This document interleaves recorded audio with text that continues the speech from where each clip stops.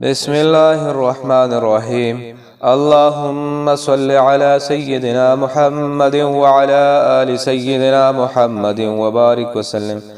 عزیز ساتھیو، السلام علیکم۔ سیرت النبی صلی اللہ علیہ وآلہ وسلم کے حوالے سے آج ایک نئے موضوع کے ساتھ حاضر ہے۔ آج کا ہمارا موضوع ہے حضرت محمد صلی اللہ علیہ وآلہ وسلم کے قتل کا ارادہ اور آپ صلی اللہ علیہ وآلہ وسلم کا بین معجزہ۔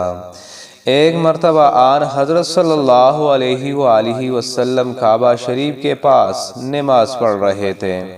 جب سجدہ میں گئے تو ابو جہل نے موقع غنیمت سمجھ کر ارادہ کیا کہ آپ صلی اللہ علیہ وآلہ وسلم کا سر مبارک کھجر کر ڈالے، مگر دشمن اگر کبھی نگہبان کبھی است۔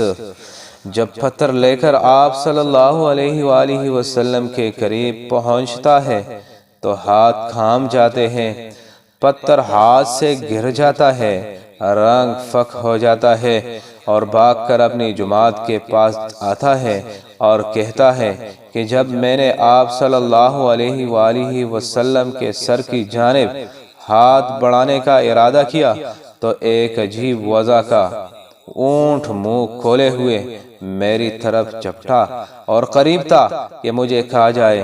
میں نے ایسا اونٹ آج تک کبھی نہیں دیکھا۔ یہ واقعہ ہے جو کفار کے مجمع میں سب کے سامنے پیش آیا اور خود کفار کے سردار ابو جہل نے اس کا اقرار کیا۔